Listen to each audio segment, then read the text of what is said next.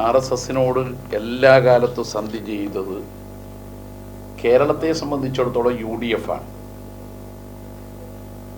1960 നിങ്ങൾക്ക് പട്ടാമ്പിയിലെ നിയമസഭാ തെരഞ്ഞെടുപ്പ് ഒന്നോർത്തു നോക്കിയാൽ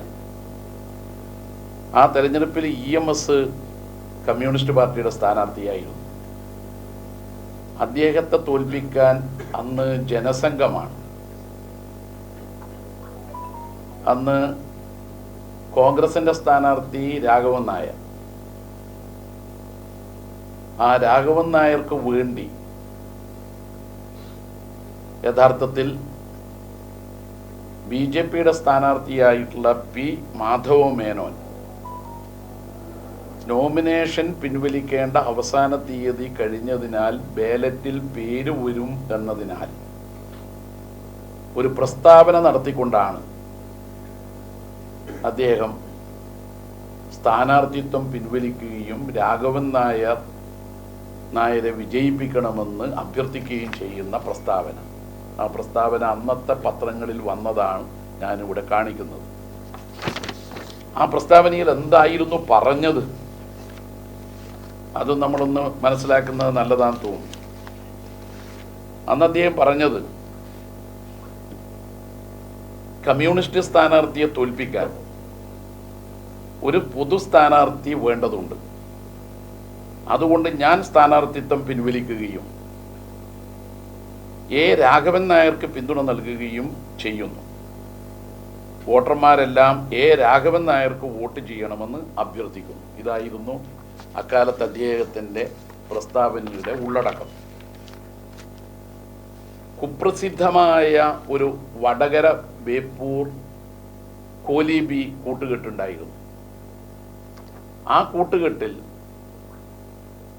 അന്ന് വടകരയിലും ബേപ്പൂരിലുമുള്ള ഇടതുപക്ഷ സ്ഥാനാർത്ഥികളെ പരാജയപ്പെടുത്താൻ വേണ്ടി അണിയറിയിൽ നടന്ന നീക്കങ്ങളെ തെളിയിക്കുന്ന ഒരു ഫോട്ടോഗ്രാഫാണിത്. ഈ ഫോട്ടോയിൽ നിങ്ങൾക്ക് കാണാൻ കഴിയും K. കരുണാകരൻ, LK അദ്വാനി, അദ്ദേഹത്തിന് ഹസ്തദാനം നൽകാൻ വേണ്ടി ശ്രമിക്കുന്നത് LK അദ്വാനിയാണ്, O. Rajagopal, KG Marar. ഈ കോലീബി കൂട്ടുകെട്ട് ഉണ്ടാക്കിയിട്ടും അന്ന് ഇടതുപക്ഷ സ്ഥാനാർത്ഥികൾ വടകരയിൽ നിന്നും ബേപ്പൂരിൽ നിന്നും വിജയിച്ചു എന്ന് മാത്രമല്ല, പിന്നീട് രാഷ്ട്രീയ സാഹചര്യങ്ങളുടെ സമ്മർദ്ദം കൊണ്ടാവാം KG മാരാറുടെ പുസ്തകം എഴുതിയ, അദ്ദേഹത്തിൻ്റെ ജീവിതത്തെക്കുറിച്ച് പുസ്തകം എഴുതിയ ആ പുസ്തകത്തിൽ കൃത്യമായി വിവരിക്കുകയും ചെയ്തു അന്നത്തെ കൂട്ടുകെട്ടിനെ കുറിച്ച്. അഭിമാനത്തോടുകൂടി ഞാൻ RSS ശാഖക്ക് കാവല് കിടന്നതായി പ്രഖ്യാപിച്ചത് അത് മറ്റാരുമല്ല, KPCCയുടെ മുൻ പ്രസിഡന്റ് K. സുധാകരനാണ്. അദ്ദേഹം അന്ന് നടത്തിയ പ്രസംഗത്തിൻ്റെ ആ പ്രഖ്യാപനത്തിൻ്റെ ദൃശ്യമാണിത്. അക്കാലത്ത് തിരുവനന്തപുരത്ത് VV രാജേഷ്, ഇന്നിപ്പോൾ തിരുവനന്തപുരം മേയറാണ് അദ്ദേഹം, ഒരു സമരം സംഘടിപ്പിക്കുകയുണ്ടായി. അക്കാലത്തെ തിരുവനന്തപുരത്തെ യൂണിവേഴ്സിറ്റിയുമായി ബന്ധപ്പെട്ടുകൊണ്ടുള്ള ഒരു പ്രശ്നമായിരുന്നു. ആ സമരപ്പന്തലിൽ സന്ദർശിച്ച് ഈ BJP നേതാവിന് മുത്തം കൊടുത്തത് അന്നത്തെ ലീഗ് നേതാക്കളാണ്, ഹൈദരാലി തങ്ങളാണ്, കുഞ്ഞാലിക്കുട്ടിയാണ് എന്ന് ഇതിൽ നിന്ന് വ്യക്തമാവും. വളരെയേറെ ആശ്ചര്യകരമായ ഒരു സംഭവം നടന്നതാണ്. ഉമ്മൻചാണ്ടി മുഖ്യമന്ത്രിയായിരുന്ന കാലത്ത് ഒരാൾക്ക് പോലീസിൽ ജോലി കിട്ടണം. ആദർശ് എന്നാണ് അയാളുടെ പേര്. ജോലി കിട്ടണമെങ്കിൽ അദ്ദേഹം ഒരു പോലീസ് ഓഫീസറെ വധിക്കാൻ ശ്രമിച്ച കേസിലെ പ്രതിയാണ്. ആ കേസിൽ നിന്ന് അദ്ദേഹത്തെ ഒഴിവാക്കണം. അത് ചെയ്തതാണ് അന്നത്തെ ഉമ്മൻചാണ്ടി സർക്കാർ, അന്ന് ആഭ്യന്തരമന്ത്രി രമേശ് ചെന്നിത്തലയായിരുന്നു. അത് ചെയ്തു എന്ന് തെളിയിക്കുന്നതാണ് അന്ന് നിയമസഭയിൽ നൽകിയ മറുപടി. നിയമസഭയിൽ 1/12/2014 വി സത്യൻ MLA ചോദ്യത്തിന് ഒരു മറുപടി അന്ന് ആഭ്യന്തരമന്ത്രി നൽകിയിട്ടുണ്ട്. ചോദ്യം ഇതാണ്: MG കോളേജിൽ CIA ബോംബെറിഞ്ഞ് കൊലപ്പെടുത്താൻ ശ്രമിച്ച RSS പ്രവർത്തകർക്കെതിരെയുള്ള കേസ് പിൻവലിച്ചത് ഏത് സാഹചര്യത്തിലാണ്? ഒന്നാമത്തെ ചോദ്യം. അതിനുത്തരം: പ്രസ്തുത കേസിലെ 17-ാം പ്രതി ആദർശിന് സർക്കാർ ജോലി കിട്ടാതെ പോകുന്ന സാഹചര്യം ഉണ്ടായപ്പോൾ ടിയാന്റെ അപേക്ഷയുടെ അടിസ്ഥാനത്തിൽ മാനുഷിക പരിഗണന നൽകിയാണ് കേസ് പിൻവലിക്കുവാൻ സർക്കാർ സമ്മതപത്രം നൽകിയത്. RSSുമായുള്ള ബന്ധം വ്യക്തമാക്കുന്നതാണ് കേസ് പിൻവലിക്കൽ എന്ന് മാത്രമല്ല, ഒരു പോലീസ് ഓഫീസറെ വധിക്കാൻ ശ്രമിച്ചു എന്ന കേസിലെ പ്രതിയെ വെറുതെ വിടുകയാണ് ഉമ്മൻചാണ്ടി സർക്കാർ. ഇതുപോലെ ഒരു നിലപാടായിരുന്നു തൊഗാഡിയക്കെതിരായി അന്ന് മതസ്പർദ്ധ ഇളക്കി വിടുന്ന പ്രസംഗം നടത്തി എന്നതിന് കേസെടുത്തതിനെ തുടർന്ന് ആ കേസ് ഉമ്മൻചാണ്ടി സർക്കാർ പിൻവലിച്ചത്. ഇതും RSSുമായിട്ടുള്ള ബന്ധം വ്യക്തമാക്കുന്നതാണ്. BJPക്ക് വേണ്ടി, അവരെ സുഖിപ്പിക്കാൻ വേണ്ടി ന്യൂനപക്ഷം അമിതമായ സമ്മർദ്ദം ചെലുത്തി പലതും നേടുന്നു എന്ന പരസ്യ പ്രതികരണം നടത്തിയ ഒരാളായിരുന്നു AK ആന്റണി. അദ്ദേഹം അത് നിഷേധിക്കുമെന്ന് തോന്നുന്നില്ല. പ്രസംഗത്തിൻ്റെ രേഖകൾ എൻ്റെ കയ്യിലുണ്ട്. അദ്ദേഹം അത്തരമൊരു പ്രസ്താവന നടത്തിയപ്പോൾ വലിയ ആക്ഷേപം ഉയർന്നു വന്നതാണ്. യഥാർത്ഥത്തിൽ BJPയെ സഹായിക്കാനാണ്. BJPക്ക് ഏറ്റവും കൂടുതൽ നേതാക്കളെ സംഭാവന ചെയ്ത പാർട്ടി ഏതാ? കോൺഗ്രസ് അല്ലേ? 1000-ൽ കവിഞ്ഞു. 172 MLA-മാർ കൂട്ടത്തോടെ പോകുന്ന BJPയിലേക്ക് പോകുന്നതിൻ്റെ അനുഭവങ്ങൾ ഉണ്ടായത് ഒന്ന് അരുണാചൽ പ്രദേശ്. 43 കോൺഗ്രസ് MLA-മാർ കൂട്ടത്തോടെ BJPയിലേക്ക് പോയി എന്ന് മാത്രമല്ല, ആ അരുണാചൽ മോഡൽ കേരളത്തിലും വന്നു. ഇക്കഴിഞ്ഞ തദ്ദേശ തെരഞ്ഞെടുപ്പിൽ തൃശ്ശൂർ ജില്ലയിലെ മറ്റത്തൂരിൽ BJPയുടെ 4 പഞ്ചായത്ത് അംഗങ്ങൾ, അവർക്കൊരിക്കലും ഭരണത്തിലെത്താൻ കഴിയില്ലല്ലോ. ഇടതുപക്ഷത്തിന് 10, UDFന് 8. UDF എന്ന് പറഞ്ഞാൽ കോൺഗ്രസ് ആണ് മുഴുവൻ. ആ 8 പേരും BJPയോടൊപ്പം ചേർന്നു. അരുണാചൽ പ്രദേശിന്റെ അതേ മാതൃക. അതിന് നിർദ്ദേശം നൽകിയത് കോൺഗ്രസിന്റെ തൃശ്ശൂർ ജില്ലാ സെക്രട്ടറി. ഇപ്പോഴും BJPയുടെ 4 അംഗങ്ങളുടെ പിന്തുണയോടെ മറ്റത്തൂരിൽ പ്രസിഡന്റായി ഭരിക്കുന്നത് BJPയുടെ കോൺഗ്രസിന്റെ ആളാണ്.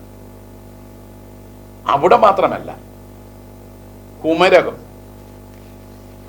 കുമരകത്ത് BJP കോൺഗ്രസ് മുന്നണിയാണ് ഇപ്പോൾ ഭരിക്കുന്നത്. BJP കോൺഗ്രസ് മുന്നണി കുമരകത്ത് അധികാരത്തിലെത്തി എന്ന് മാത്രമല്ല, ഒപ്പം കാണാൻ കഴിഞ്ഞിട്ടുള്ള ഒരു പ്രത്യേകത, സ്റ്റാൻഡിംഗ് കമ്മിറ്റി അംഗങ്ങളുടെയും ചെയർമാന്റെയും തെരഞ്ഞെടുപ്പിൽ കേരളത്തിൽ 16 ഇടങ്ങളിൽ കോൺഗ്രസ് BJP SDPI കൂട്ടുകെട്ടുണ്ടാക്കിയിരിക്കുകയാണ്. ആ പഞ്ചായത്തുകളുടെ പേരുകൾ ഓരോന്നും നമുക്ക് നോക്കാം. കാസർഗോഡ് ജില്ല പുല്ലൂർ പെരിയ, കോട്ടയം മുഴക്കുളം ചങ്ങനാശ്ശേരി, ആലപ്പുഴ ജില്ല ചിങ്ങോലി പഞ്ചായത്ത് എന്ന് പറയുന്നത് മുൻ പ്രതിപക്ഷ നേതാവ് രമേശ് ചെന്നിത്തലയുടെ മണ്ഡലമായ ഹരിപ്പാട് ആണ്. അതോടൊപ്പം താമരക്കുളം, അതും ആലപ്പുഴ ജില്ലയിലാണ്. തൃശ്ശൂർ മാള, വേലൂർ, ചൊവ്വന്നൂർ, വയനാട് പുൽപ്പള്ളി, പാലക്കാട് കരിമ്പന, വടവന്നൂർ, പട്ടഞ്ചേരി, പാലക്കാട് മുനിസിപ്പാലിറ്റി. ഇത്തരത്തിൽ 2 മുനിസിപ്പാലിറ്റികളും 14 ഗ്രാമപഞ്ചായത്തുകളും സ്റ്റാൻഡിംഗ് കമ്മിറ്റി തെരഞ്ഞെടുപ്പിലും കോൺഗ്രസ് BJP SDPI കൂട്ടുകെട്ടാണ്. പാർട്ടി നേതാക്കളുടെ മക്കളെ BJPയിലേക്ക് പറഞ്ഞുവിട്ട പാർട്ടി ഏതാണ്? ആർക്കും സംശയം ഉണ്ടാവില്ല. കേരളത്തിലുള്ള 2 പേർ മാത്രമല്ല, രാജ്യത്തിന്റെ വിവിധ പ്രദേശങ്ങളിൽ നിന്നും പോയിട്ടുണ്ട്.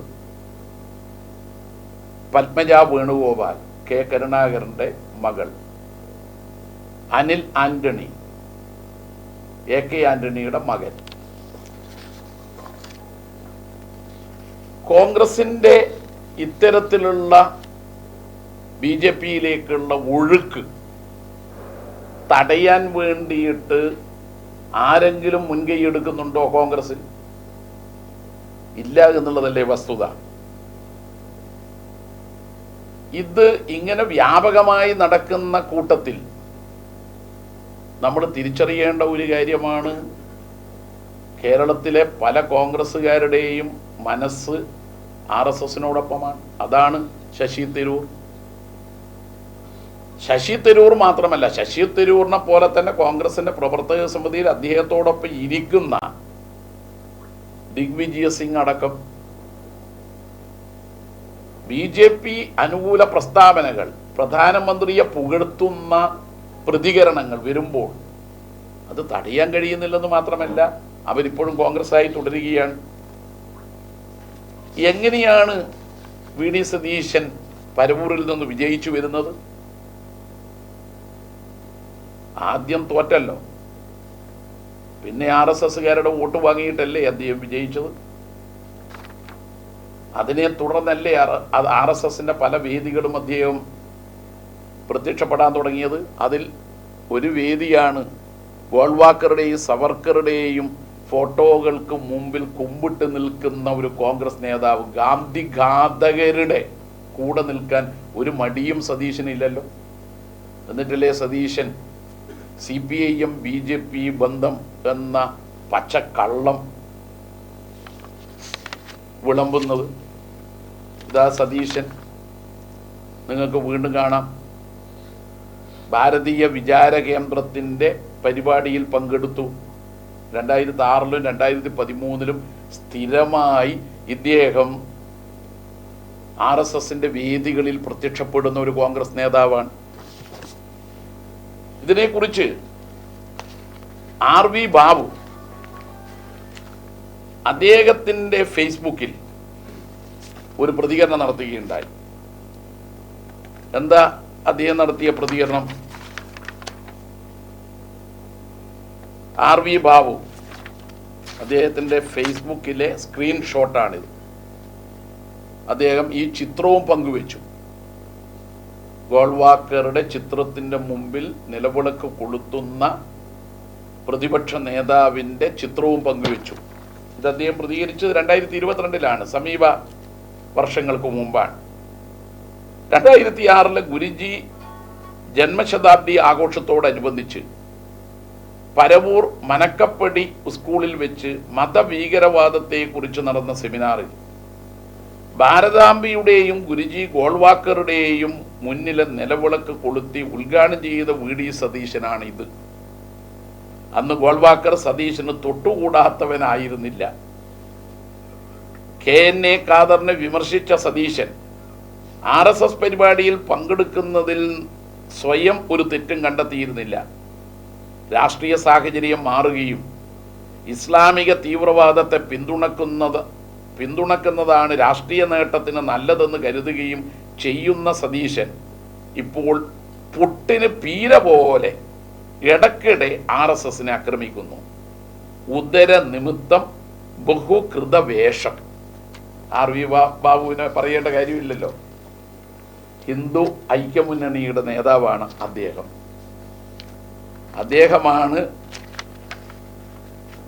ഇദ്ദേഹം പങ്കെടുത്ത RSS പരിപാടികളുടെ ചിത്രം തന്നെ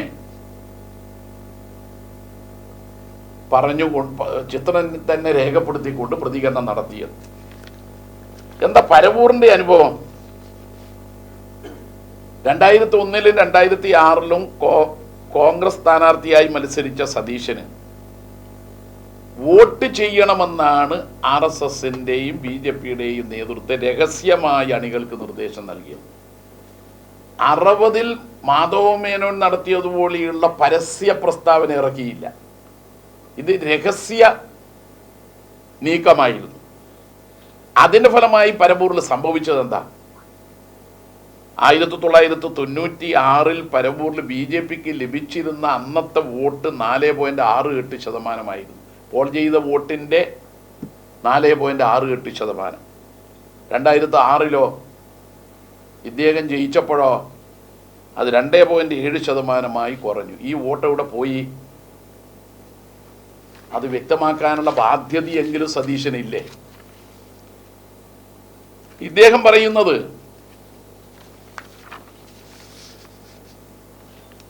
CPIM BJP ബന്ധത്തെക്കുറിച്ചാണ്. മുഖ്യമന്ത്രി RSSന്റെ വോട്ട് വാങ്ങി എന്നൊക്കെയാണ് ഇദ്ദേഹം പറയുന്നത്. മുഖ്യമന്ത്രി 2016-ലും 2021-ലും ധർമ്മടത്ത് മത്സരിച്ചപ്പോൾ കിട്ടിയ അദ്ദേഹത്തിന്റെ ഭൂരിപക്ഷവും ഒപ്പം BJPക്ക് കിട്ടിയ വോട്ടിന്റെ കണക്കും ഒന്ന് നമ്മൾ നോക്കുന്നത് നല്ലതായിരിക്കും. മുഖ്യമന്ത്രിക്ക്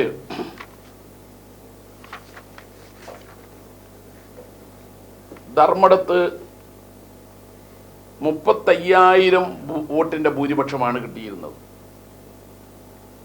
ആ സമയത്ത് 2016-ലെ കണക്കാണ് ഞാൻ പറയുന്നത്.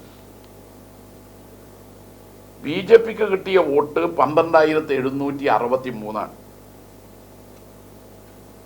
മുഖ്യമന്ത്രിക്ക് 2021-ലെ ഭൂരിപക്ഷം 50,123 വർദ്ധിച്ചു. 35,000-ൽ നിന്ന് 15,000-ലേറെ വോട്ടിന്റെ വർധനവുണ്ടായി. BJPക്ക് വോട്ട് അത് 14,623. പരവൂരിൽ കണ്ടത് സതീശൻ BJPയുമായി വോട്ട് കച്ചവടം നടത്തിയതിന്റെ ഫലമായി BJPയുടെ വോട്ട് കുറഞ്ഞു. ധർമ്മടത്ത് കണ്ടത് BJPയുടെ വോട്ട് വർദ്ധിക്കുന്നതാണ്. BJPയുടെ വോട്ട് വർധനവ് കേരളത്തെ സംബന്ധിച്ചിടത്തോളം മതനിരപേക്ഷതയിൽ ഉറച്ചു നിൽക്കുന്ന സംസ്ഥാനത്തെ ജനങ്ങൾക്ക് പ്രയാസമുണ്ടാക്കുന്ന കാര്യമാണ്. പക്ഷെ വോട്ട് കച്ചവടം നടത്തിയില്ല. 1971-ൽ കൂത്തുപറമ്പിൽ നിന്ന് 77-ൽ കൂത്തുപറമ്പിൽ നിന്ന് മത്സരിക്കുമ്പോഴാവട്ടെ അന്ന് ജനസംഘമില്ല, ജനതാ പാർട്ടിയാണ്. അപ്പൊ അടിയന്തരാവസ്ഥയ്ക്ക് ശേഷമുള്ള കാലത്തായാലും ഇപ്പോഴായാലും RSSുമായി BJPയുമായി ഒരിക്കലും വോട്ട് കച്ചവടത്തിൽ ഏർപ്പെടാത്ത ഒരു പാർട്ടിയാണ് ഇടതുപക്ഷം അഥവാ CPIM എന്ന് വ്യക്തമാക്കാൻ കഴിയുന്നതാണ്. ഇതൊക്കെ RV ബാബുവിന്റെ പ്രതികരണം. അദ്ദേഹം രണ്ടാമത്തെ ഫോട്ടോ അദ്ദേഹത്തിന്റെ ഫേസ്ബുക്കിൽ ഇട്ടതാണ്. O രാജഗോപാലിനെ നിയമത്ത് വിജയിപ്പിക്കാൻ വേണ്ടി ആരാണ് സഹായം ചെയ്തു കൊടുത്തത്? അത് സംബന്ധിച്ച് കോൺഗ്രസ്സുകാർ തന്നെ തുണച്ചുവെന്ന് O രാജഗോപാൽ തന്നെ വ്യക്തമാക്കിയിട്ടുണ്ട്.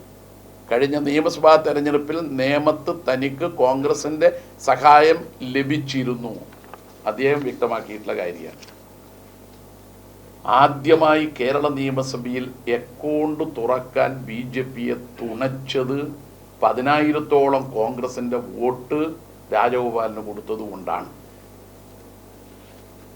ആദ്യമായി പാർലമെന്റിൽ BJPക്ക് അക്കൗണ്ട് തുറക്കാൻ കേരളത്തിൽ നിന്ന് സാധിച്ചതിന് കാരണം 80,000-ലേറെ വോട്ട് സുരേഷ് ഗോപിക്ക് കോൺഗ്രസ് കൊടുത്തതുകൊണ്ടാണ്. ആ പ്രതാപനാണ് അവിടെ സ്ഥാനാർത്ഥിയാകേണ്ടിയിരുന്നത്. പക്ഷേ കോൺഗ്രസ് നേതൃത്വം മുരളിയെ കൊണ്ടുപോയി നിർത്തി. കരുണാകരന്റെ തട്ടകമാണെന്ന് വിശേഷിപ്പിക്കുന്ന നാട്ടിൽ പക്ഷെ കോൺഗ്രസിന്റെ വോട്ട് BJPക്ക് കൂട്ടത്തോടെ കൊടുത്തു. കൂട്ടത്തോടെ കോൺഗ്രസ് MLAമാർ BJP ചേക്കേറുന്നത് പോലെ കൂട്ടത്തോടെ കോൺഗ്രസിന്റെ പഞ്ചായത്ത് അംഗങ്ങൾ BJP ചേരുന്നത് പോലെ 80,000-ഓളം വോട്ടാണ് കോൺഗ്രസ്സുകാർ BJPക്ക് അവിടെ ദാനം ചെയ്തത്. മറ്റത്തു ജയിച്ച മുഴുവൻ അംഗങ്ങളും BJPയോടൊപ്പം ചേർന്നിട്ടാണ് അവിടെ കോൺഗ്രസ് പ്രസിഡന്റായത്. അത് DCC നേതൃത്വം പറഞ്ഞിട്ടാണ് എന്ന തെളിവും പുറത്തു വന്നു. ഓഡിയോ വിഷൻ അടക്കം ഇപ്പോൾ പുറത്തു വരുന്നുണ്ട്. ചില സ്ഥലത്ത് ഇടതുപക്ഷത്തെ തോൽപ്പിക്കാൻ വേണ്ടി കോൺഗ്രസ്സുകാർ BJPയോടൊപ്പം SDPIയോടൊപ്പം സ്റ്റാൻഡിംഗ് കമ്മിറ്റിയിൽ നിങ്ങൾ യോജിച്ചു വോട്ട് ചെയ്യണം എന്ന് പറയുകയാണ്. ഇതെന്ത് മതനിരപേക്ഷത? ഇതാണോ കോൺഗ്രസ് പാർട്ടിയുടെ മതനിരപേക്ഷത? കുമരകത്ത് BJPയുടെ പിന്തുണയോടെയാണ് പ്രസിഡന്റ് സ്ഥാനം കിട്ടിയത് എന്ന് ആര് പറഞ്ഞതാ? പത്രക്കാർ ചോദിച്ചപ്പോൾ തിരുവഞ്ചൂർ തന്നെ പറഞ്ഞതാണ്. അദ്ദേഹം അവിടുത്തെ MLA ആണ് കോട്ടയത്ത്. അപ്പോൾ വോട്ട് കച്ചവടം കോൺഗ്രസും BJPയുമായി നടക്കുന്നത് പതിവാണ് എന്നതാണ് നമ്മളിവിടെ കാണുന്നത്. എല്ലാ കാലത്തും UDFും BJPയും തമ്മിൽ ഒരു അന്തർധാര ഉണ്ട് എന്നുള്ളതാണ് സത്യം. ഇത് എല്ലാവർക്കും സുപരിചിതമായൊരു ഫോട്ടോ ആണ്. വത്സൻ തില്ലങ്കേരി സുധാകരൻ നിരാഹാരം അനുഷ്ഠിക്കുമ്പോൾ വത്സൻ തില്ലങ്കേരി അവിടെ സന്ദർശിക്കുന്ന ചിത്രം. അതും ഗാന്ധിജിയുടെ ചിത്രത്തിന് മുമ്പിൽ വന്ന് ഗാന്ധി ഘാതകരുടെ ഇപ്പോഴത്തെ അനുയായികൾ ഗാന്ധി ശിഷ്യനെ പോയി കാണുകയാണ്. സുഖമല്ലേ? എങ്ങനെയുണ്ടാവും ഈ ബന്ധം?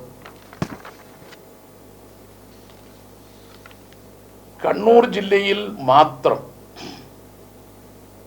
കൊല ചെയ്യപ്പെട്ട RSSകാരാൽ കൊല ചെയ്യപ്പെട്ട നിരവധി രക്തസാക്ഷികളുണ്ട്.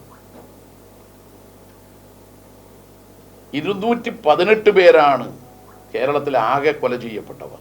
അത് RSSകാർ ആക്രമിച്ച് കൊലപ്പെടുത്തിയവർ. RSS ഉൾപ്പെടെ വിവിധ രാഷ്ട്രീയ എതിരാളികൾ കൊലപ്പെടുത്തിയത് 596 പേരെയാണ്. ഈ 596 പേരിൽ 218 പേർ RSSകാർ കൊലപ്പെടുത്തിയതാണ്. RSSകാർ ഇക്കഴിഞ്ഞ 10 വർഷത്തിനിടയിൽ ഇടതുപക്ഷം അധികാരത്തിൽ വന്ന 2016 ശേഷമുള്ള 10 വർഷത്തിനിടയിൽ കൊലപ്പെടുത്തിയത് 18 പേരെയാണ്. അവരുമായി ഇടതുപക്ഷം കൂട്ടുകെട്ടുണ്ടാക്കുമെന്ന് പറയാൻ കണ്ടാമൃഗത്തേക്കാൾ ചർമ്മബലമുള്ള സതീശനല്ലാതെ മറ്റാർക്കും കഴിയില്ല. RSSകാര് കൊലപ്പെടുത്താനായി കാത്തിരിക്കുന്ന കൂട്ടത്തിലായിരുന്നു പിണറായി വിജയൻ. നിങ്ങൾ ഓർക്കുന്നുണ്ടാവും, പിണറായി വിജയനെ കൊലപ്പെടുത്താൻ വേണ്ടിയാണ് അന്ന് RSSകാരായ 2 ഗുണ്ടകളെ ആയുധവും പണവും നൽകി പാർട്ടി കോൺഗ്രസ് കഴിഞ്ഞ് തിരിച്ചു വരുമ്പോൾ കൊലപ്പെടുത്താൻ നിയോഗിച്ചത്. അന്ന് പിണറായി വിജയന്റെ യാത്രാ റൂട്ട് മാറ്റി. അതിനെ തുടർന്ന് EP ജയരാജൻ ഇരയായി. ഇപ്പോഴും വെടിയുണ്ടയുടെ അംശങ്ങൾ അദ്ദേഹം കഴുത്തിൻ്റെ സമീപത്ത് വഹിച്ചുകൊണ്ടാണ് യാത്ര ചെയ്യുന്നത്. എന്നു മാത്രമല്ല, തലശ്ശേരി കലാപം നടക്കുന്ന സമയത്ത് അന്ന് ഏറ്റവും ആദ്യം ആ കലാപം അവസാനിപ്പിക്കാൻ വേണ്ടി മതമൈത്രി ഊട്ടിയുറപ്പിക്കാൻ വേണ്ടി തലശ്ശേരിയിൽ പോയ കൂട്ടത്തിൽ പിണറായി വിജയനും പാട്യൻ രാജനും അന്നത്തെ MLA രാജു മാസ്റ്ററും അടക്കമുണ്ടായിരുന്നു. അവര് തലശ്ശേരിയിൽ അക്കാലത്തെ പ്രധാന നേതാവ് TC ഉമ്മറോടൊപ്പം കാറിൽ യാത്ര ചെയ്യുമ്പോഴാണ് അക്രമശ്രമം ഉണ്ടായത്. അന്ന് ജനസംഘമാണ്. TC ഉമ്മർ ഇവർ സഞ്ചരിച്ച വണ്ടിയിൽ കയറാൻ നോക്കുമ്പോൾ അടാ മാപ്പളി അതാ പോകുന്നു എന്നായിരുന്നു ജനസംഘത്തിൻ്റെ ആർത്തുവിളി. അതിനെക്കുറിച്ച് ആ തലശ്ശേരി കലാപത്തിൽ കലാപം അവസാനിപ്പിക്കാൻ വേണ്ടി പരിശ്രമിച്ചത് ആരെന്ന് വ്യക്തമാക്കുന്ന വിധേയത്തിൽ കമ്മീഷൻ റിപ്പോർട്ടിൻ്റെ 92-ാം പേജാണ്. 220 പാരഗ്രാഫിൽ അതിൻ്റെ അവസാനം, it is also in evidence that Marxist workers went in A car with party flag on the 29th evening and advised the people to stop the rioting. കലാപം അവസാനിപ്പിക്കാൻ വേണ്ടി ജനങ്ങളോട് കൊടികെട്ടിയ കാറിൽ മാർക്സിസ്റ്റ് പാർട്ടിയുടെ ആളുകൾ മാത്രമാണ് സഞ്ചരിച്ചത് എന്നത് രേഖകൾ സഹിതം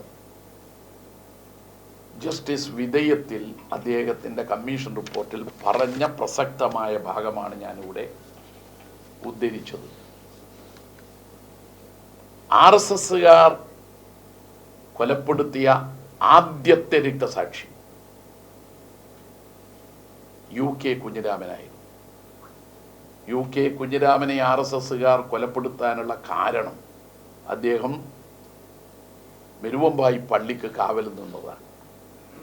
അന്ന് CPM കണ്ണൂർ ജില്ലാ സെക്രട്ടേറിയറ്റ് ഒരു പ്രസ്താവന ഇറക്കി. ആരാധനാലയങ്ങൾ സംരക്ഷിക്കാൻ പാർട്ടി പ്രവർത്തകന്മാർ രംഗത്തിറങ്ങണം. അന്ന് പാർട്ടി നേതൃത്വത്തിന് അറിയാമായിരുന്നു ചില പ്രദേശങ്ങളിൽ RSSകാർ മുസ്ലിങ്ങളുടെ പള്ളി തകർക്കാനുള്ള നീക്കം നടത്തുന്നുണ്ടെന്ന്. പള്ളി തകർത്താൽ ക്ഷേത്രം തകർക്കപ്പെടും. ഒരാരാധനാലയവും തകർത്തുകൂടാ എന്നതുകൊണ്ടാണ് പാർട്ടി ജില്ലാ സെക്രട്ടേറിയറ്റിൻ്റെ ആഹ്വാനമനുസരിച്ച് UK കുഞ്ഞിരാമൻ പള്ളിക്ക് കാവൽ നിന്നത്. 3 ദിവസം ഉറക്കമൊടിഞ്ഞ് കാവൽ കിടന്നതിന് ശേഷം കുഞ്ഞിരാമൻ വീട്ടിലേക്ക് പോയി കുളിച്ചു വസ്ത്രം മാറി വരാമെന്ന് സഹപ്രവർത്തകരോട് പറഞ്ഞ് പോകുമ്പോഴാണ് അദ്ദേഹത്തെ പതിയിരുന്ന RSSകാർ കുത്തിക്കൊലപ്പെടുത്തിയത്. അത്തരമൊരു പാർട്ടി RSSുമായോ BJPയുമായോ 4 സീറ്റിനു വേണ്ടിയോ കുറച്ച് വോട്ടിനു വേണ്ടിയോ ധാരണയുണ്ടാക്കുമോ? VD സതീശൻ്റെ ഇത്തരം പ്രതികരണങ്ങൾ ജനങ്ങൾ പുച്ഛിച്ചു തള്ളുക തന്നെ ചെയ്യും. കോൺഗ്രസ് വിട്ടവരുടെ പ്രധാന നേതാക്കളുടെ പട്ടികയാണിത്. BJPയിലേക്ക് പോയ മുൻ മുഖ്യമന്ത്രിമാർ അശോക് ചവാൻ, അമരീന്ദർ സിംഗ്, ദിഗംബർ കാമത്ത്, SM കൃഷ്ണ, വിജയ് ബഹുഗുണ, കിരൺകുമാർ റെഡ്ഡി, ND തിവാരി, ജഗദംബിക പാൽ, പേമ ഗണ്ടു, നാരായൺ റാണെ, ഗിരിധർ ഗമാങ്. എത്ര മുഖ്യമന്ത്രിമാർ കോൺഗ്രസ് വിട്ട് പോവുകയാണ്. ഇപ്പൊ വന്നിട്ടുള്ള വാർത്ത എന്താ? ബീഹാറിൽ കോൺഗ്രസിനുള്ള എല്ലാ MLAമാരും BJPയിലേക്ക് പോകാൻ നിൽക്കുകയാണ് എന്നാണ്. ക്യൂവിലാണ് അവർ. അടുത്തത് ബീഹാറാണ്.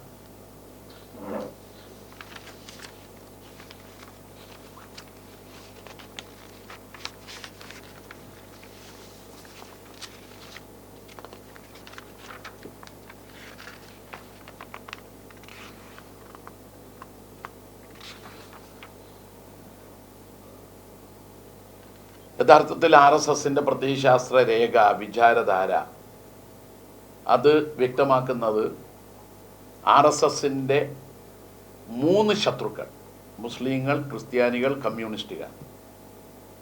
എന്നാൽ ഒരിക്കൽ പോലും RSSന്റെ ശത്രുപട്ടികയിൽ കോൺഗ്രസ് ഇല്ല. RSS അതിൻ്റെ പ്രത്യയശാസ്ത്ര രേഖയിലും പറഞ്ഞിട്ടില്ല.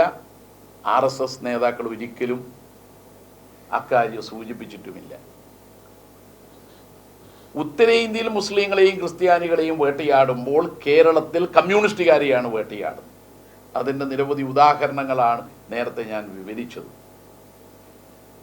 അങ്ങനെ RSSന്റെ ശത്രുപട്ടികയിലുള്ള CPMും ഇടതുപക്ഷവും RSSുമായി ചങ്ങാത്തത്തിലാണെന്ന് പറഞ്ഞാൽ അത് ആടിനെ പട്ടിയാക്കുന്ന പ്രതികരണം മാത്രമാണ്.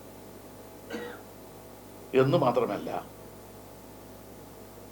ഈ നില സ്വീകരിക്കുക വഴി, ഇങ്ങനെയൊരു പ്രചരണം നൽകുക വഴി ജനങ്ങളെ വഴിതെറ്റിക്കാനാണ് അവർ പരിശ്രമിക്കുന്നത് എങ്കിൽ അതിൽ VD സതീശനും മറ്റുള്ളവരും പരാജയപ്പെടും. ഉത്സവപ്പറമ്പിലെ പോക്കറ്റടിക്കാരൻ്റെ സ്വഭാവം കാട്ടിയാൽ എല്ലാ കാലത്തും രക്ഷപ്പെടുമെന്ന് കരുതരുത്.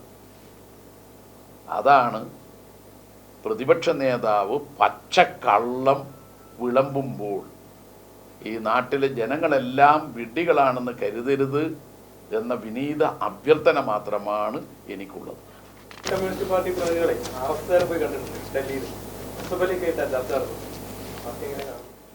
അതൊക്കെ സ്വാഭാവികമായി ഒരു രാജ്യത്തുനിന്ന് മറ്റൊരു രാജ്യത്തേക്ക് ആളുകൾ വന്നാലുള്ള പ്രതികരണങ്ങളല്ലാതെ മറ്റെന്താ.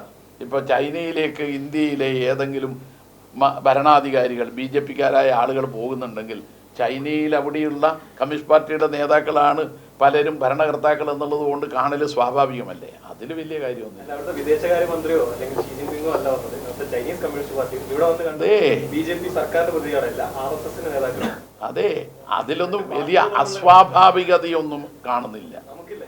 ഇല്ല, ഒരു അസ്വാഭാവികതയും ഇല്ല. അത് ഇവിടുത്തെ തെരഞ്ഞെടുപ്പിൽ CPIM BJP ബന്ധത്തിനാണ് എന്ന് അങ്ങ് പറയുന്നുണ്ടെങ്കിൽ അപാരമാണത്.